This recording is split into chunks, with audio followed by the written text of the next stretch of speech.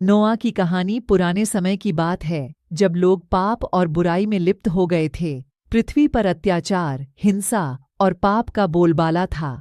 परमेश्वर ने देखा कि मनुष्यों की बुराई बहुत बढ़ गई है और उनका हर विचार निरंतर बुरा है। यह देखकर परमेश्वर को बहुत दुख हुआ और उन्होंने पृथ्वी पर से मनुष्यों को नष्ट करने का निर्णय लिया। लेकिन इस बुरे समय में भी एक व्यक्ति था जो परमेश्वर की नज़र में धर्मी था। उसका नाम था नोआ। नोआ ने सदा परमेश्वर के आदेशों का पालन किया और वह ईमानदार व्यक्ति था। परमेश्वर ने नोआ को बुलाया और उससे कहा, मैं इस धरती पर बाढ़ लाने वाला हूँ जिससे सारी पृथ्वी नष्ट हो जाएगी, परंतु मैं तुम्हें और तुम्हारे परिवार को बचाना चाहता हूँ। इसलिए तुम एक विशाल नाव आर्क बनाओ। परमेश्वर का आदेश और नोआ की तैयारी। परमेश्वर ने नोआ को एक विस्तृत योजना दी कि कैसे आर्क बनानी है। यह नाव 300 हाथ लंबी, 50 हाथ चौड़ी और 30 हाथ ऊंची होनी चाहिए। नोआ ने परमेश्वर की आज्ञा का पालन किया और अपने 3 पुत्रों शेम, हाम और याफेत के साथ मिलकर आर्क बनानी शुरू। नोआ ने आर्क में हर जीव की एक एक जोड़ी नर और मादा रखने का भी प्रबंध किया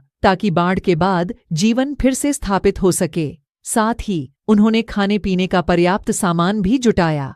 डग्यास, बाढ़ और उद्धार जब आर्क बनकर तैयार हो गई तो परमेश्वर ने नोआ और उसके परिवार को उसमें प्रवेश करने का आदेश दिया। इसके बाद परमेश्वर ने आकाश के फाटकों को खोल दिया और पृथ्वी पर 40 दिनों और 40 रातों तक लगातार बारिश हुई। सारी पृथ्वी जलमग्न हो गई, पहाड़ भी जल में डूब गए और हर जीवित प्राणी नष्ट हो गया। लेकिन नोआ, उसका परिवार और आर्क में रखे सभी जीव सुरक्षित रहे। जब बारिश थम गई और जल धीरे धीरे उतरने लगा तो आर्क अरारात पर्वत पर ठहर गई। नया आरंभ। जब पृथ्वी सूख गई तो परमेश्वर ने नोआ को आर्क से बाहर आने का आदेश दिया। नोआ और उसके परिवार ने परमेश्वर के प्रति धन्यवाद ज्ञापन करते हुए एक वेदी बनाई और बलिदान दिया। परमेश्वर ने उन्हें आशीर्वाद दिया और कहा, फिर से फलो फूलो और पृथ्वी को भर दो।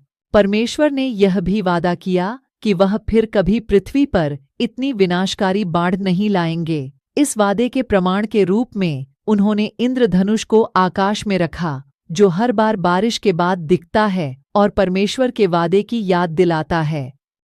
संदेश। नोआ की कहानी हमें यह सिखाती है कि चाहे परिस्थितियां कितनी भी कठिन क्यों न हों, अगर हम परमेश्वर पर विश्वास रखते हैं और उनकी आज्ञाओं का पालन करते हैं तो वह हमें सुरक्षित रखते हैं और हमें नया जीवन देते हैं। इस कहानी का मूल संदेश विश्वास, आज्ञाकारिता और परमेश्वर की अनुकंपा पर आधारित है।